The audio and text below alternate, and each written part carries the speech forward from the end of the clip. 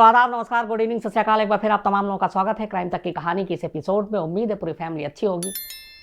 किसान आंदोलन थमने का नाम नहीं ले रहा है। जो कुछ 26 जनवरी को हुआ उसकी डिटेल में आपको कहानी सुनाई थी। जो ITO पे हुआ, जो लाल किले पे हुआ, ट्रैक्टर रैली के दौरान दिल्ली पुलिस अब तक करीब 35 से ज़्यादा FIR दर्ज कर चुकी है। कई किसान नेताओं के भी नाम हैं।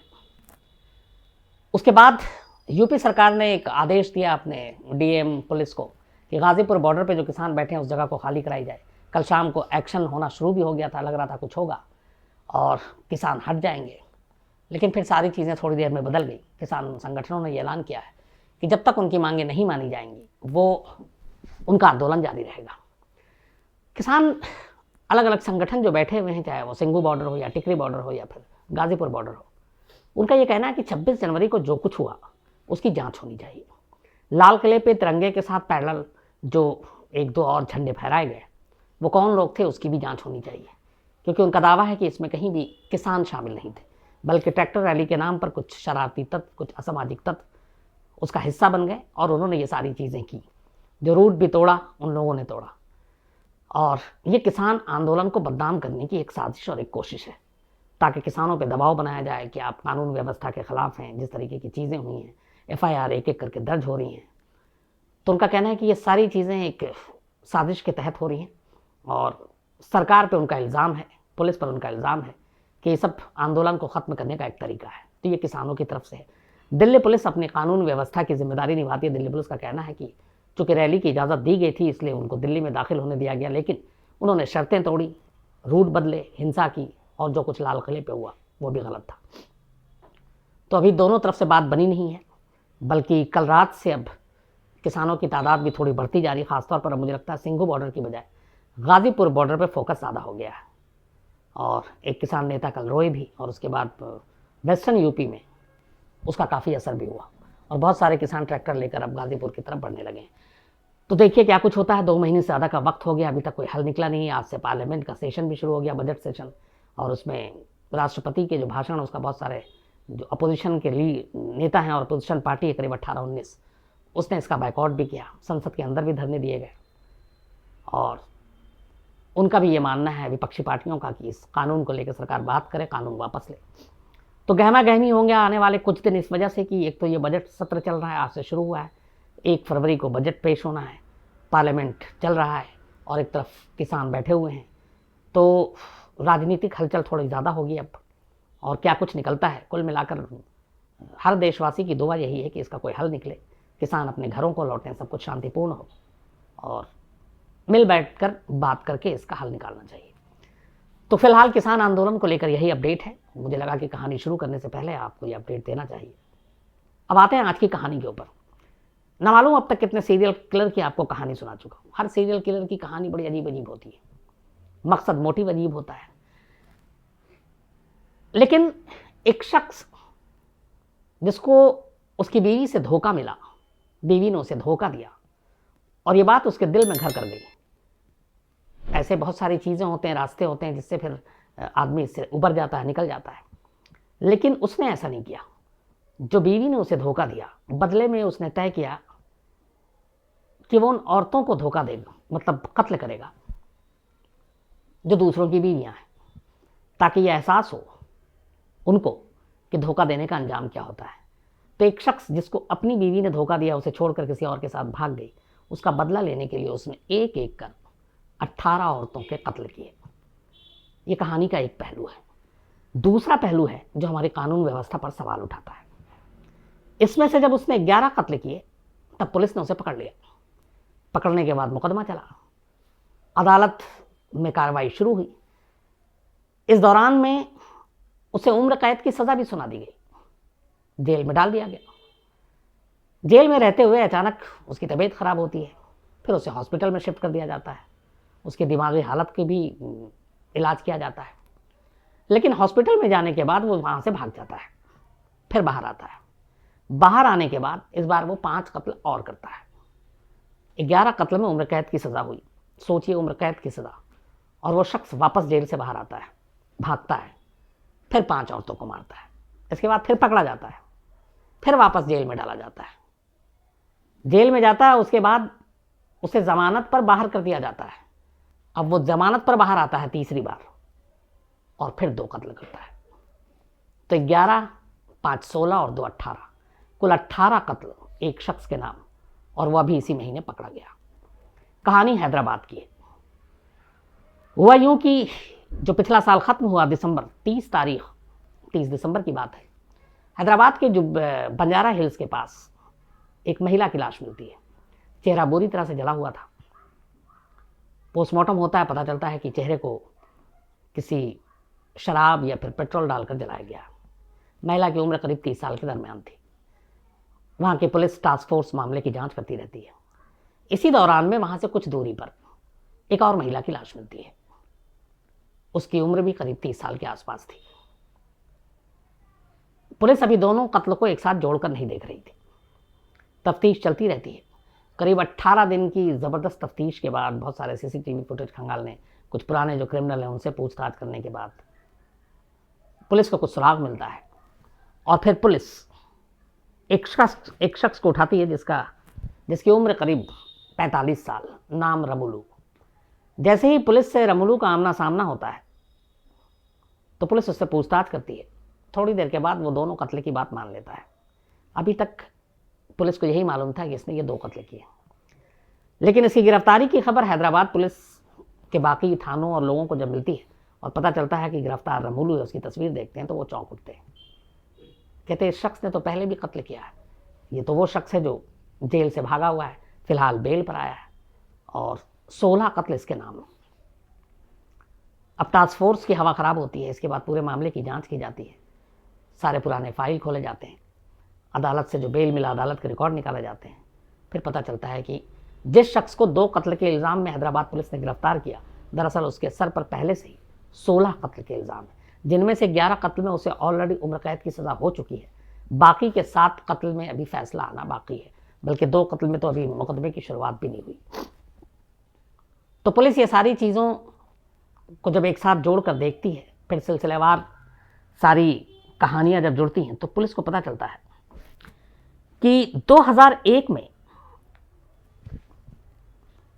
रमुलू नाम के शख्स की शादी होती है। तब उसकी उम्र थी करीब, यंग था एकदम। शादी के बाद वो बड़ा खुश था, लेकिन शादी के कुछ वक्त बीतते हैं, कुछ महीने बीतते हैं, रमुलू को अपनी बीवी पे शक होता है कि उसका किसी और के साथ अफेयर है। दोनों में फिर झगड़ा वगड़ा भी होता है। कुछ दिन के बाद उसकी बीवी भाग जाती है। पता करता है रमुलू तो पता चलता है कि वो उसी शख्स के साथ भागी है जिसके बारे में उसे शक था कि इन दोनों के बीच में कुछ अफेयर है। बीवी का यूं धोखा देकर किसी और के साथ भाग जाना रमुलू के दिल में बैठ जाता है और अब वो बदला लेने की फिराक में होता है। इसके बाद सबसे पहले वो अपनी बीवी से ही बदला लेना चाहता था। एक दिन मौका मिलते ही वो अपनी बीवी का गला दबाता है, उसे मारता है, उसके चेहरे को शराब से जलाता है और मौके से भाग जाता है। कायदे से अगर देखा जाए तो बीवी ने उसे धोखा दिया था, बीवी से उसने बदला लिया, कहानी खत्म हो जानी चाहिए, लेकिन ऐसा होता नहीं। अब उसके दिमाग में आता है कि चूंकि उसकी बीवी ने उसे धोखा दिया तो बहुत सारी और ऐसी औरतें हैं जो अपने शायद पति को धोखा देती हैं, तो और उनके ये एहसास दिलाने के लिए कि धोखे की सज़ा क्या होती है, उसने औरतों का कत्ल करने की एक तैयारी शुरू कर दी। इसके लिए ख़ासतौर पर उसने जगह चुनी ऐसी, उन औरतों को अपना निशाना बनाने की सोची जिनकी उम्र 30 के आसपास, 25, 30, 35 साल, जो वहाँ पे ताड़ी और शराब, जो देसी शराब है, वहाँ की बस्तियों में रहने वाली, वहाँ के उनके जो पति काम करते हैं ऐसे इलाकों में, तो वो ऐसे इलाकों में घूमता, अपने शिकार को ढूंढता और फिर कोई शिकार मिलता उसे बहला फुसला कर कहीं सुनसान जगह पर ले जाता, उसके साथ शारीरिक संबंध बनाता, चाहे पैसे देकर या ज़बरदस्ती, शराब पिलाता, कई बार नशे में भी उसने ऐसा किया, और फिर गला घोंटकर या पत्थर और किसी और चीज़ से सर को कुचलकर वो उसका कत्ल कर देता। अपने कई विक्टिम को उसने कत्ल करने के बाद जो शराब वो पी रहा होता साथ में ले जाता, विक्टिम को भी पिलाता, वो उसके चेहरे पे लाश में डाल देता और आग लगा देता ताकि उसकी शिनाख्त ही ना हो सके। तो ऐसी एक के बाद एक कई जली हुई लाशें जब मिलनी शुरू हुई, जिसमें चेहरा ही खासतौर पर जलाया गया था और कुछ अगर सामान होता तो वो लूट कर चला जाता, तो हैदराबाद पुलिस के कान खड़े हुए, क्योंकि तरीका एक था, मॉडस ऑपरेंडी एक तरीके का था। तो पुलिस ने अब केस की तफ्तीश शुरू की तो जब तफ्तीश शुरू की तो धीरे धीरे लोगों के बयान से जो हुलिया सामने आया वो रामोलू का था। इसके बाद पुलिस ने स्केच बनाए, बाकी चीज़ें बनाई और फिर रामोलू को पहली बार 2009 में नरसिंघी के नज़दीक जो हैदराबाद में ही है वहाँ से गिरफ्तार कर लिया गया 2009 में। 2001 से उसने क्राइम करना शुरू किया था, 8 साल तक वो क्राइम करता रहा, लेकिन पहली गिरफ्तारी हुई उसकी 2009 में। और जो गिरफ्तारी हुई आखिरी कत्ल के सिलसिले में, तो जब पुलिस ने उससे पूछताछ की तो उसने फिर अपने सारे जुर्म कबूल कर लिए। उसने कहा कि वो 2001 से अब तक 8 सालों में 11 औरतों का कत्ल कर चुका है और सभी को एक तरीके से मारा, या तो गला घोंटकर या पत्थर से, और फिर उनमें से कुछ को छोड़ दिया क्योंकि उसके पास शराब बची नहीं। जहाँ जहाँ शराब नहीं बची वहाँ वहाँ उसने उन महिलाओं के चेहरे नहीं जलाए, क्योंकि कोई और दूसरी चीज़ थी नहीं उसके पास और वो पेट्रोल और बाकी चीज़ लेकर जाता नहीं था। तो वो कुछ शराब की मात्रा बचा कर रखता था कत्ल करने के बाद चेहरा जलाने के लिए, लेकिन कई बार वो पूरा पी गया तो उसके पास शराब बची नहीं, तो फिर वो बिना चेहरा जलाए हुए मौके से भाग गया। 2009 में रामोलू की गिरफ्तारी होती है। सारे एक एक करके पुलिस उन 11 कत्ल की कड़ियों को जोड़ती है, चार्जशीट अदालत में दाखिल करती है, अदालत में ये मामला पहुंचता है, सुनवाई शुरू होती है। इसके बाद फरवरी 2011, 2 साल के अंदर अंदर हैदराबाद की एक लोकल कोर्ट अपना फैसला सुनाती है और रामोलू को इन 11 औरतों के कत्ल के इल्ज़ाम में उम्र कैद की सज़ा सुना देती है। रामोलू अब जेल चला जाता है। जेल जाने के बाद उसकी तबीयत थोड़ी सी, वो जेल में दिखाता है कि बिगड़ रही है या कुछ है, वो दिमागी हरकत भी उसकी कुछ अजीब सी थी, ऊट पटांग बातें करता था, अजीब हरकत करता था। तो जेल स्टाफ को लगा कि इसकी पता नहीं मेंटल हालत ठीक है कि नहीं, तो इसीलिए उसको फिर एक सरकारी हॉस्पिटल में एडमिट कर दिया गया। वो सरकारी हॉस्पिटल में एडमिट जब हुआ तो 2011 फरवरी में उसे उम्र कैद की सज़ा सुनाई गई और 30 दिसंबर बल्कि 30 दिसंबर 2011 को हॉस्पिटल में इलाज के दौरान वो 5 और कैदियों के साथ उस सरकारी हॉस्पिटल से भाग गया। पुलिस की तमाम सुरक्षा के बावजूद उसे काफ़ी ढूंढा गया, इधर उधर पुलिस की टीम गई, हाथ पैर भी फूले हुए थे। 11 कत्ल, 11 औरतों का कातिल, और इस तरीके से भाग जाना मतलब बाकी औरतों की सुरक्षा के लिए खतरा था, तो उसको पकड़ना बहुत ज़रूरी था। पुलिस उसके पीछे लगी रही लगातार, लेकिन वो पुलिस को चकमा देकर भागता रहा।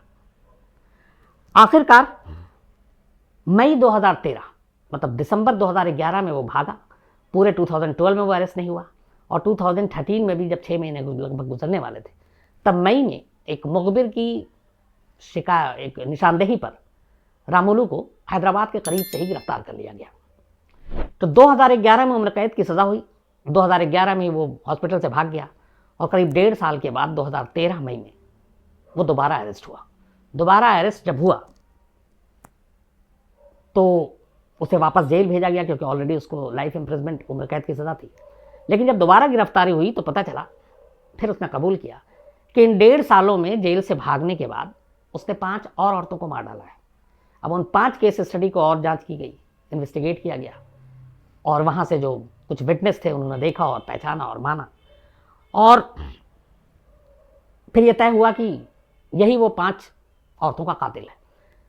तो 9 तक जिसने 2009 तक 11 औरतों को मारा था, 11 में वो जेल से भागता है, 13 में पकड़ा जाता है और इन 1.5 साल में 5 औरतों को वो और मार डाल देता है। तो अब ये 16 टोटल अब तक उसके ऊपर ये सारे केस आ गए। ये जो बाकी के 5 थे, अब ये मामला नए सिरे से मुकदमा शुरू हुआ। 2013 का ये मामला था और ये चलता रहा। इसी दौरान में उम्र कैद के फैसले के खिलाफ ये हाई कोर्ट में पहुंच जाता है और हाई कोर्ट में अपील करता है कि उसके खिलाफ पुख्ता सबूत नहीं है, निचली अदालत के जो फैसले हैं वो गलत है, कोई सबसे अहम विटनेस भी इस केस में नहीं है, तो इसलिए उसको बरी कर दिया जाए। 2020 में मामला ये हाई कोर्ट में चल रहा था और हाई कोर्ट किसी ग्राउंड पर रामोलू को जमानत दे देती है। 16 औरतों का कातिल, 11 कत्ल के बाद जेल से भागा हुआ एक मुजरिम, जो भागने के बाद 1.5 साल में 5 और कत्ल करता है, उसके बाद वो फिर से जेल जाता है और हाई कोर्ट 16 औरतों के कातिल को फिर जमानत दे देती है। वो जमानत पर बाहर आ जाता है, कुछ दिन शांत रहता है 2020 में। इसके बाद दिसंबर में वो अपने 2 शिकार फिर से करता है, एक 30 दिसंबर को और एक उससे पहले 24 दिसंबर को शायद तारीख थी। और अभी जनवरी में 18-19 जनवरी को उसके बारे में पुलिस को पुख्ता जानकारी मिलती है, लेकिन तब तक यही था कि ये 2 औरतों का कातिल है। लेकिन आगे जांच होती है तो पता चला ये तो पहले ही 16 औरतों को मार चुका है, उम्र कैद की सज़ा काटने वाला एक मुजरिम है। और तब उसका खुलासा होता है और अब वापस से वो फिर जेल में है। अब यहाँ 2-3 सवाल हैं। एक पहला कि 11 औरतों का एक कातिल जो कि इतना खतरनाक है समाज के लिए, वो इतनी आसानी से कैसे भाग गया। नंबर 2, भागने के बाद वो 1.5 साल तक पुलिस के हाथ नहीं आया और इन 1.5 सालों में 5-5 कत्ल हो गए और उन 5 कत्ल के बाद भी पुलिस उस तक नहीं पहुंच पाई। 3, अब 16 कत्ल करने के बाद भी वो जमानत पा जाता है और बाहर आ जाता है और फिर 2 और मासूम औरतों की जान ले लेता है। तो कहीं ना कहीं ये पूरी पुलिस, अपनी जुडिशियल सिस्टम, इसके ऊपर भी एक सवाल उठता है कि ऐसे खूंखार, ऐसे खौफनाक कातिल को, सीरियल किलर को कैसे ज़मानत मिल जाती है, कैसे वो जेल से भाग जाता है, कैसे वो पुलिस को गुमराह करता है और कैसे 18-18 जिंदगियां ले लेता है। रामोली की कहानी सबक है, बल्कि एक केस स्टडी भी है। कैसे सीरियल किलर के साथ कैसे पेश आना चाहिए, कितनी सख्ती होनी चाहिए, उसकी वो भाग न सके इसके लिए कितनी निगरानी हो चाहिए। ये बातें जो है ये इस केस से हमें सीखने को मिलता है। तो इस कहानी में आज इतना ही, लेकिन बहुत दिन हो गए, कई लोगों ने शिकायत भी थी कि आजकल हमारे मेल का आप जवाब नहीं देते, तो कुछ लोगों के मेल भी हैं तो आपको वो बताता हूँ।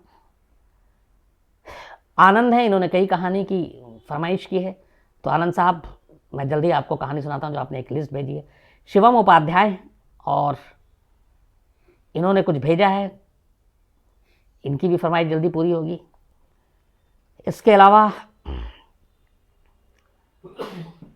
आरिफीन हैं, लगातार कहानी देखते हैं, तारीफ़ कर रहे हैं। दीपक दुबे हैं और दीपक दुबे ने ये फरमाइश की थी कि हैदराबाद की सीरियल किलर रामुलू की कहानी सुनाइए, तो इन्होंने कुछ और भी कहानी की बात की है। तो दीपक दुबे साहब आपकी फरमाइश पूरी हो गई। अंकित गुप्ता हैं, इन्होंने लाल किले के बारे में कुछ बताने को कहा है, तो इनसे बात होगी जल्दी ही। इसके अलावा संजय पाठक हैं और माहीन मोहम्मद हैं, अजय सिंह हैं, इसके अलावा चेतन सिंह हैं, कमल वशिष्ठ हैं, अर्श बाजवा हैं, दृश्यम की कहानी सुनना चाहते हैं, आर श्रीवास्तव हैं, इन्होंने लुटियंस दिल्ली की कहानी पे कहा कि बहुत जानकारी मिली, तो थैंक यू वेरी मच। आप लोगों के लिए यही कहानी सुनाता हूँ, आप लोगों को पसंद आए तो बहुत दिल से शुक्रिया। राहुल राजन हैं, अरविंद हैं, सैंडी हैं, अक्कीज व्लॉग हैं, रोहित द्विवेदी हैं और लाल किले की स्टोरी जो उस दिन थी उसके लिए थैंक्स बोला, थैंक यू वेरी मच आपका। सुनील शर्मा हैं, प्रीति नरूले हैं, किसान ट्रैक्टर रैली पे जो एपिसोड थी उसकी इन्होंने तारीफ की, थैंक यू प्रीति। आशीष ठाकुर हैं, इसके अलावा संजीत कुमार, शेख मुश्ताक, ग्रविन अरोड़ा, नवी सिद्धू, राहुल कुमार, सुरित रंजन, शिवम घातक, अमन सिंह, अभिजनन सैमसल ससमाल, दीपक खरे, केट के, समीर अंसारी, एक हुमा बुखारी हैं, इन्होंने एक कहानी लिखी है। हुमा जी, मैं जल्दी उसके ऊपर इन्वेस्टिगेट करके और आपको ज़रूर रिप्लाई करूँगा। हिमांशु खुराना, इसके अलावा विश्व प्रकाश मिश्रा, सम्राट communication, Asad Kamal, Rajat Barua, Sudeep Chakraborty, A Pandey, Munish, Yadav Anand, Rahul Bhattacharya, SK Faizal Ali, Mayank Rathore, Ranjan, Rupali Singh, Sudhir Yadav, S Singh, Ravinder Singh, Himanshu, Sankalp Pandey, Kulwinder Dhaliwal, Bhaskar Rao, Himanshu Shekhar, Divyanshu Kumar Sharma, Shalini Soni, S Deshmukh, Manish, Naved Anjum, Shubham Saurabh, Manhar Khanna, Sudeep, Ashish Raj, Mark Ramon, Shahab Ahmed, MSD Mirza, Adil Ahmed, Girish Pilankar, Abhiranjan, Niket Agarwal, Shashank Mishra, Yadav Anand, Raman Handa, Naresh लकौजी, Sudhir Yadav, Nasir CP, Sonu Shah, Raman Handa, Lokesh, Krishna, D Singh, Ram Patil, ए जैन और निशांत खेलकर। आप लोगों की बहुत सारी लिस्ट भी है कहानियों की, बारी बारी से ज़रूर पूरी होगी, लेकिन आज कहानी में इतना ही। आपसे फिर मुलाकात होगी कल रात 9 बजे किसी नई कहानी के साथ। तब तक अपना ख्याल रखिएगा। Thank you very much.